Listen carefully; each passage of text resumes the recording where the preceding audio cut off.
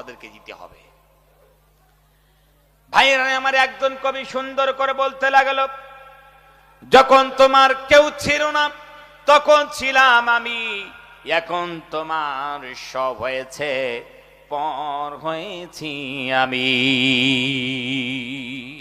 যখন তোমার কেউ ছিল না তখন আমি আল্লাহ ছিলাম, আর এখন দুনিয়াতে এসে টাকা পয়সা বাড়ি গাড়ি ব্যাংক ব্যালেন্স পিতা মাতা সবকিছু পেয়েছো, আর আমি আল্লাহকে সাইড করে দিয়েছো। আমার ইবাদতকে তোমরা সাইড করে দিয়েছো, আমাকে রিজেক্ট তোমরা করেছো। বান্দারে কতদিন থাকবা দুনিয়াতে জানো না? তোমার জানা নাই এ দুনিয়া থেকে বিদায় নিয়ে আমার দরবারে তোমাকে আসতে হবে। সুম্মা ইলাইহি তুরজাউন, আল্লাহর কাছে প্রত্যাবর্তন তোমাকে করতে হবে। তোমার কি জানা নাই? ওই জন্য আরেকজন কবি তার ভাষায় বলতে লাগলো, জাগা জি লাগানে কি ये दुनिया नहीं है,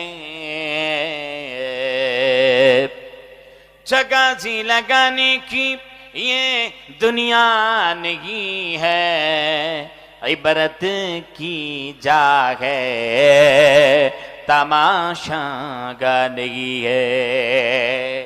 কবি ডাক দিয়ে কোন পৃথিবীর বোকা মানুষ, তোমরা আল্লাহর ইবাদত বাদ দিয়া, আল্লাহর দাসত্ব বাদ দিয়া, আল্লাহর গোলামি বাদ দিয়া তোমরা কোন জায়গায় মন লাগাও, কোন জায়গায় তোমরা জি লাগাও?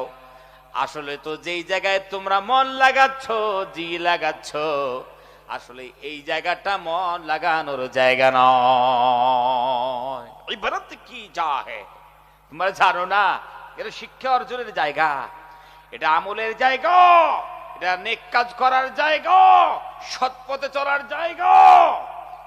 তামাশা গা নেই হে, নাট্যমঞ্চ নয়। এই দুনিয়াটাকে নাট্যমঞ্চ মনে করো না। মঞ্চে উঠলে আর মঞ্চ থেকে নেমে চলে গেলে তোমাকে জবাবদিহি করতে হবে না, এমন জীবনই মনে করো না। আল্লাহর কাছে একদিন প্রত্যাবর্তন করতে হবে। দুনিয়ার বুকে তুমি এক গ্লাস পানি পান করেছো, আল্লাহ যদি এহসান না